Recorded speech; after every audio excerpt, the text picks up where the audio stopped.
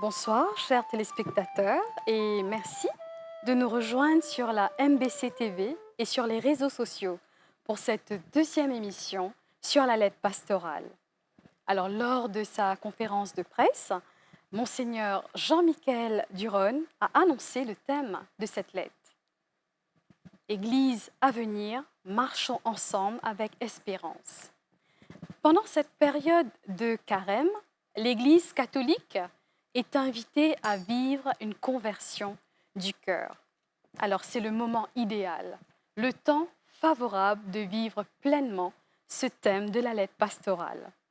Et pour nous aider ce soir sur cette réflexion, nous avons deux invités en la personne de Jean-Paul et de Marie. Avant de donner la parole à nos invités, je vous invite à écouter la deuxième partie de la lettre pastorale de Monseigneur.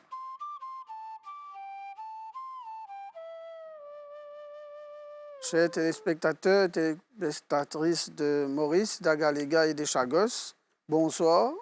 Je m'appelle Zoenzud pour la deuxième émission pour ce lettre pastorale qui me commence à présenter le dimanche dernier.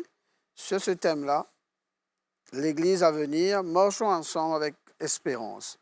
Alors, première émission, me rappelle un petit peu, nous disons qui était ça l'Église à venir, comment l'Église prend le temps pour relire nos missions, que nous pouvons aller, qui nous peut deviner dans les années à venir, comme un projet pour une manière pour vivre mon mission d'évêque dans le diocèse de Port-Louis dans les années à venir. C'est surtout cela, et qui l'Église peut deviner dans l'année qui peut venir. À partir de là, comme ce temps de carême rappelle-nous bien, que le temps du carême, c'est une manière pour vivre une conversion. Et c'est pourquoi je peux insister pas mal cette fois-ci dans cette deuxième émission avec vous sur la question de la conversion. Qu'est une conversion? C'est une manière qui nous cessons d'une certaine mentalité, d'une certaine façon de faire, d'une certaine façon de comprendre nous la vie, nos missions dans l'Église et dans la société mauricienne. Et c'est pourquoi on insisté beaucoup sur cette question-là dans la deuxième partie molette, qui nous capables, avant pense tout dans les structures, comment nous pouvons organiser, qui l'Église peut faire, pour organiser, manière pour faire quelque chose. Nous avons envie d'abord de dire, bien, nous l'Église d'abord cette mission pour vivre une conversion, un changement. Nous avons besoin d'abord dans nos manières de vivre une relation. Et c'est ça qui le pape François dans ce document qu'il a envoyé final du synode, qui est sorti depuis Rome en octobre 2024, il dit à nous bien que l'Église, sa mission, il bien nourrir une relation. Il bien aider les gens grandir dans l'amour et créer un lien entre les gens. C'est pourquoi, comment dire, créer un lien entre les gens, c'est une relation-là, qui m'appelle une relation vraie et authentique. Il n'est pas seulement parce que nous besoin montrer que nous ensemble, mais il dit beaucoup plus que cela. C'est une manière qui vive l'Évangile, vive une valeur dans nous la foi, pour que nous vivions ce témoignage que les relations, c'est-à-dire une bonne manière de vivre, un lien avec le monde, bien important. Le pape François appelle ça conversion relationnelle, c'est-à-dire une manière de changement dans nous vivre une relation humaine qui est bien nécessaire, parce que nous sommes bien conscients, ou quand mettre plus jolie l'organisation, mais si à l'intérieur de cette organisation-là, les gens ne pas vivre bien et qui vivent souvent sous tension et qui vivent en difficulté, mais la mission, ou soit l'objectif qui nous donne nous-mêmes, pour bien compliqué. C'est pourquoi soigner les relations, ce n'est pas une stratégie pour nous. Ce n'est pas une question qui stratégie nous pour faire pour soigner une relation, pour faire comment dire, productivité ou efficacité dans l'organisation. Mais c'est plutôt l'évangile que nous devons regarder ensemble pour tracer le chemin d'une conversion dans les relations qui nous demande de nous laisser toucher par l'attitude de Jésus lui-même. Pourquoi c'est premièrement cela quand nous causons conversion dans la manière de nous vivre une relation avec Dieu. Deuxième, je peux insister pas mal sur ce renouvellement de la mission dans l'Église, quand nous pouvons vivre mieux nos relations, il est fondé aussi sur la grâce de nos baptêmes. Tout renouvellement dans l'Église est important, mais c'est une manière qui nous vient plus fidèle à nos vocations de baptiser. dans la manière qui nous pouvait nos missions, l'Église est bien consciente que c'est une conversion, comment dire, permanente, ça. Jamais il est pour finir. Donc, tant qu'il nous la terre, nous vivons sa mission Jésus-Christ là, nous pas pour finir convertir nous-mêmes, sans nous façon. C'est pourquoi on appelle ça pour nous une conversion missionnaire, c'est-à-dire qui ouvre à nous à différentes manières, sans nos mentalités, nos bonnes attitudes, nos bonnes pratiques, et qui alors, peut-être tout ceci alors, une structure. Ça, l'attitude qui m'a peut dire de renouvellement de nos missions, fait nous marcher ensemble pour mettre en valeur ce qui est commun avec nous-mêmes pendant ce carême, comme on peut rappeler la grâce nous baptême. Alors c'est pourquoi c'est le baptême qui fait nous marcher ensemble. C'est le baptême qui donne nous sa goût pour avancer, pour vivre la mission, mais en même temps le baptême renvoie nous à une façon peut-être renouvelle la mission. L'annonce Jésus-Christ depuis 2025 ans lit le même, le message est le même. Mais la manière pour vivre sa mission-là en 2025 et dans les années à venir, nous devons tenir compte des contextes humains, sociaux, économiques, politiques, réalité que l'Église peut vivre sa mission, n'est pas pareil. Et c'est pourquoi il demande nous renouveler cela, mais toujours en étant fidèles à nos baptêmes. Et l'autre point qui m'a souhaité partager avec vous autres, c'est la question qui, quand on peut faire ce renouvellement, quand on peut vivre sa conversion, mais qui est bien important dans le renouvellement et la conversion, c'est l'importance de l'écoute. Pour moi, cette question de renouvellement, de conversion, est basée d'abord sur l'écoute vécue dans le dialogue. Ce dialogue qui nous appelle marcher ensemble, ce dialogue synodal, comme on appelle, demande-nous un courage pour écouter. Parce que nous disons souvent nous écouter, mais au fond, ça demande du courage et ça demande aussi une conversion. Parce que des fois, arriver dans nous la vie, au fait, nous peut tendre, mais nous ne pouvons pas écouter. Pas pareil, ça. Moi, je attendre quelque chose, mais je attendre sans qu'ils m'écoutent. L'écoute demande-moi, mettez-moi d'une façon, comment dire, mettez-moi disponible pour écouter et laisse l'autre là sa parole tous moi. Ce n'est pas d'abord lance un débat que nous c'est chacun impose nous l'idée. Ce n'est pas ça l'écoute. Ce n'est pas aussi non plus, comment dire, contester position de l'autre, pas mon bon argument. Mais c'est d'abord dans le respect que l'Esprit Saint fait nous découvrir qui bien commun nous peut rôder ensemble. Il paraît comme dans une famille, ça. C'est-à-dire qu'une famille, nous écoute nos camarades, pas nous écoute dans la famille, non pas parce qui ça n'a pour gagner. Est-ce que moi, monsieur qui peut plus fort, moi, madame qui peut plus fort dans mon argument, moi, enfant qui peut dire impose-moi, ou c'est une écoute que nous redonne qui peut faire le bien de tous. Et c'est un peu dans cette direction-là qui nous peut cause nous de l'écoute, qui a une dimension bien fondamentale. Si on a envie de vivre une guérison, si on a envie plus de justice, de réconciliation, c'est parce que d'abord, on est capable de prendre le temps pour écouter l'autre dans ses blessures, dans ce bonne question, ce maladie, ce souffrance. C'est pourquoi souvent, mon frère et soeur malades, rappelle-nous, bien important, tu viens visite-moi, mais moi, bien content, tu écoute-moi. Souvent, je me ça, tu écoutes-moi. Tu me prends le temps pour écouter-moi. Quand tu me prends le temps pour venir visite-moi, c'est-à-dire tu me prends le temps pour écouter ce qui me fait vivre. Et souvent, des fois, dans une relation humaine, nous disons, tu n'as pas assez, écoute-moi. C'est pourquoi l'essentiel qui l'écoute dans paroissien, l'écoute dans nos paroisses, dans nos communautés, c'est accepter, prendre le temps. Des fois, peut-être arrête certaines missions, mais prendre le temps pour écouter, faire un travail en équipe, que nous sommes capables d'accueillir chacun dans notre idée. Et là, nous ici, mon père, dans nos missions, moi-même comme évêque, ce n'est pas seulement qui nous besoin diriger, mais nous besoin prendre le temps d'écouter. Prendre le temps de cheminer avec les personnes et nous mosse selon notre rythme, c'est une attitude d'écoute qui peut faire nous cela. Écoute de l'Esprit Saint qui aide nous discerner qui don bon Dieu nous met en nous pour nous mieux servir l'Église et la société mauricienne. C'est pourquoi, même si nous avons un bon don dans nous la vie, peut-être tout don pas pour aider la communauté à avancer. Et ce discernement-là aussi est important pour éviter une division et une tension. Quand nous engageons dans l'écoute à la manière Jésus-Christ, l'Église peut prendre sa chemin, qu'il est capable d'écouter chaque dimoine et bien particulièrement Bandimoun qui sont marginalisés et qui sont un peu lobo ses mains. Et c'est un peu cela, cette mission. Alors voilà, c'est un peu cette dimension-là qui m'a envie de partager avec eux pour cette deuxième émission. Cette conversion, d'abord, qui vit dans les relations, mais qui conditions ça demander.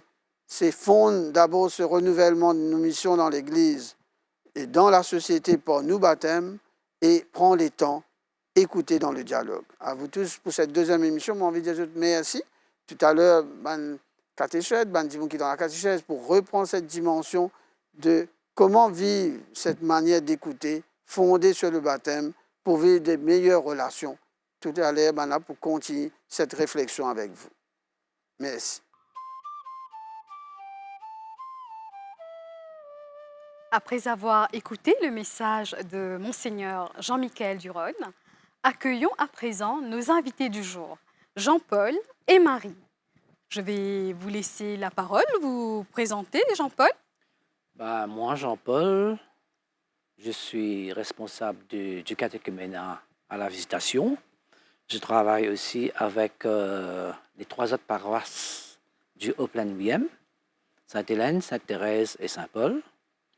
Et je suis marié, père de 4 enfants. Je suis à la retraite actuellement et j'ai une mission à remplir. Merci Jean-Paul. Et vous, Marie? Alors, je suis Marie, j'ai 31 ans, habitant de Vacois. Je travaille comme agent immobilier. Et donc, mon accompagnateur, c'est Jean-Paul, qui est là pour me guider vers le chemin de la lumière. Merci à vous deux, d'être présents ce soir pour nous aider dans cette réflexion. Donc, justement, Jean-Paul, l'évêque, dans sa lettre, parle de marcher ensemble comme des pèlerins d'espérance. Que signifie pour vous cette image de pèlerin dans le contexte de l'accompagnement des catéchumènes? Pèlerin, il dit aussi pèlerin d'espérance, c'est-à-dire que je dois être non seulement accompagnateur, mais aussi marcher avec les catéchumènes, leur donner cette espérance qu'ils verront un jour le Seigneur, les rencontrer dans leur cœur et y habiter.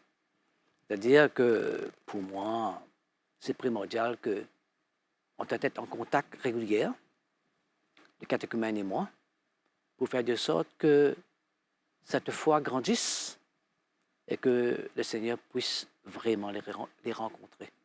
Et justement, quand vous parlez de pèlerins, donc nous avons cette image aussi du carême, où Jésus, lui, il est poussé par l'Esprit Saint dans le désert après son baptême.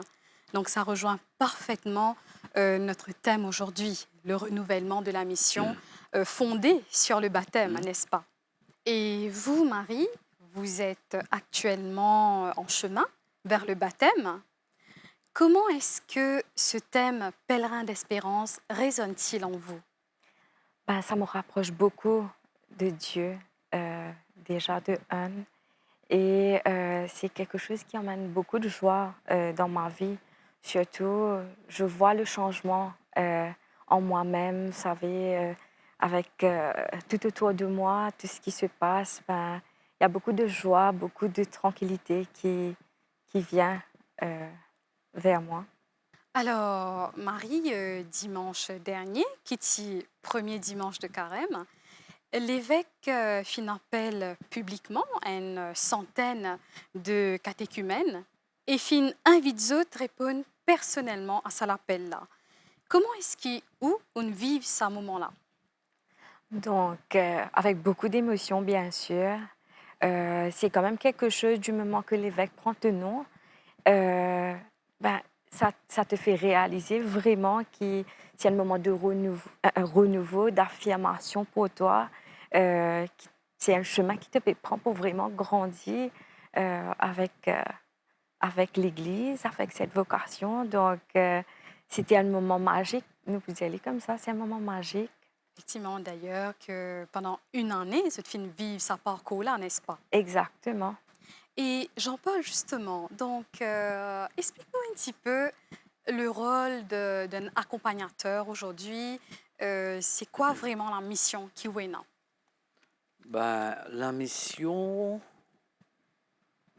vous savez, la personne vient, il demande le baptême. Quelque chose s'est passé en lui. Là, il va voir le prêtre, ou bien la secrétaire, et le prêtre me contacte pour recevoir, pour que je reçois la personne. Et moi, je le prends comme cette personne qui vient à moi. C'est Jésus qui l'appelle. Il a déjà fait une petite rencontre avec Jésus. Et mon travail à moi maintenant, c'est de faire découvrir qui est ce personnage. Qui est ce personnage de Jésus, que ce n'est pas seulement un nom, que c'est notre Seigneur, le Fils envoyé du Père.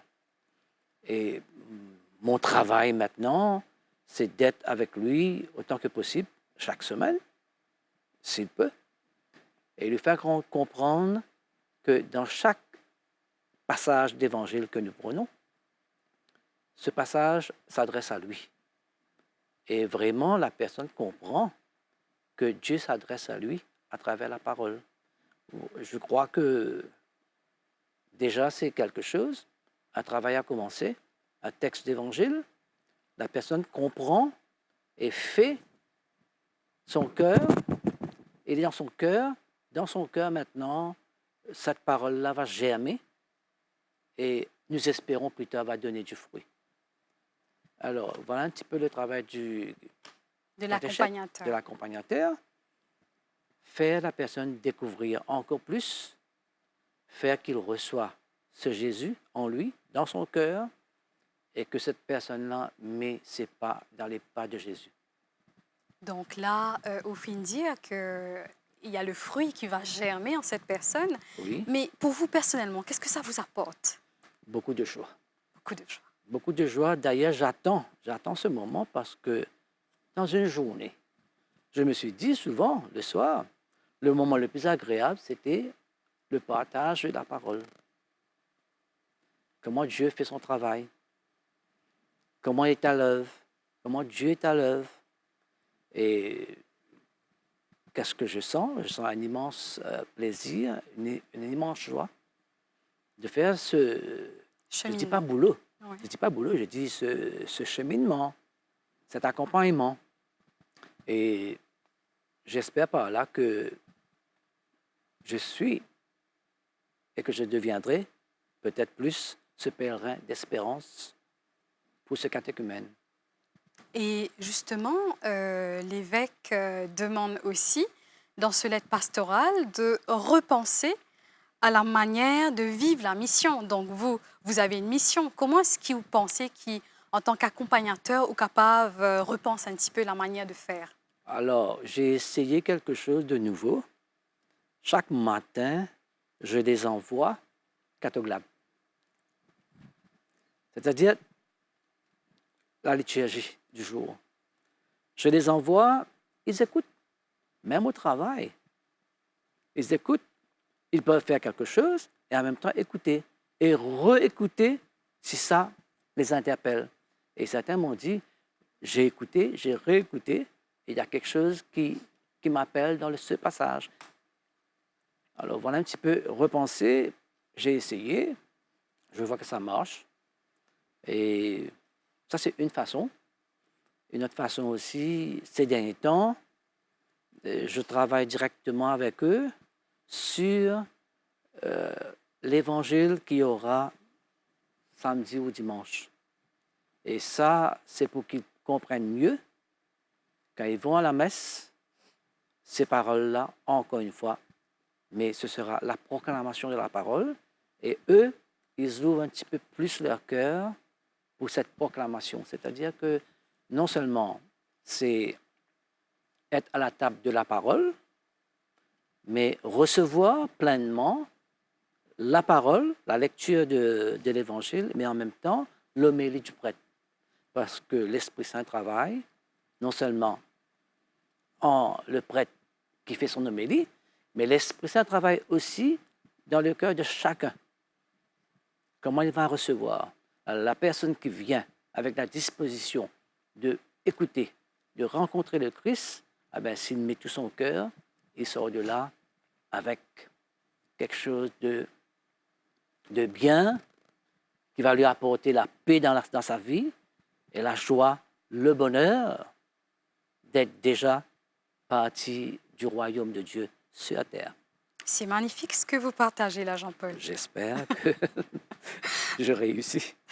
Alors, Marie, quand nous cause Église à venir, donc nous parle de l'avenir, nous pense aussi la nouvelle génération, n'est-ce pas? Exact. Donc, vous qui avez que 31 ans, on va dire qu'ils sont encore jeunes. Mais pour vous, quel est le rôle des jeunes justement dans la mission de l'Église? Est-ce qu'ils étaient dans cette place? Est-ce qu'ils étaient dans ce rôle à jouer? Donc, moi, personnellement, me trouvais que j'étais une nouvelle génération. Donc, j'étais dans cette place, bien sûr. C'est surtout, m'encourage beaucoup de jeunes de vraiment amener de soutien, de prendre sa chemin vers l'Église parce que il y a que de bonheur, il n'y a que du bonheur dedans, en fait. Donc, me trouver, j'étais dans cette place, bien sûr, parce que j'étais dans quand même beaucoup d'énergie et beaucoup de talent à partager, surtout. Donc, bien sûr, ils ont leur place. Exactement. Alors, Jean-Paul accompagne justement un adulte qui demande le baptême. Oui. Comment est-ce que vous êtes venus? Comment les redynamise un petit peu l'Église? Et quel est le support que l'Église donne aux autres? L'Église fait beaucoup, mais peut encore faire plus. Ouais, je pense. On les accueille, on leur accompagne pendant toute une année et on leur demande aussi de rester en contact avec nous après leur baptême. On leur donne des rencontres interrégionales, c'est-à-dire les différentes paroisses se rencontrent. Et je dois reconnaître que une fois baptisés, des fois, ils n'ont plus le temps d'être ensemble. Mais le problème n'est pas là. Le problème, c'est plus nous sommes nombreux, plus c'est difficile de se rencontrer un temps voulu. Mais ce que moi je propose, c'est que faire le maximum quand on est avec le catéchumène, le faire rencontrer Jésus-Christ, le garder en contact tous les jours, pas quelque chose comme ce que j'envoie, et envoyer un petit message souvent par WhatsApp, voir ce qu'ils peuvent dire. Mais ces catéchumènes, dès qu'ils sont baptisés, ils peuvent nous être très utiles parce qu'ils apprennent que là où ils sont, déjà, dans leur famille, dans leur travail, où ils vont, Dieu les envoie. Parce que cette vie qu'ils ont reçue, ce n'est pas seulement vivre, mais aussi participer à la grande mission d'aller annoncer Jésus, la bonne nouvelle. Alors là, ces personnes peuvent nous être utiles pour devenir d'autres accompagnateurs. La mission. La Je mission. pense que Marie, la mission est déjà bien lancée. Est-ce que aujourd'hui vous avez un message pour ceux qui hésitent à faire ce parcours? Je veux dire, c'est votre première mission aujourd'hui. Bien sûr. Alors, moi, le message, en tant qu'adulte, je pense qu'on est bien préparé. Vous savez, normalement, je sais que le baptême se prend quand on est petit.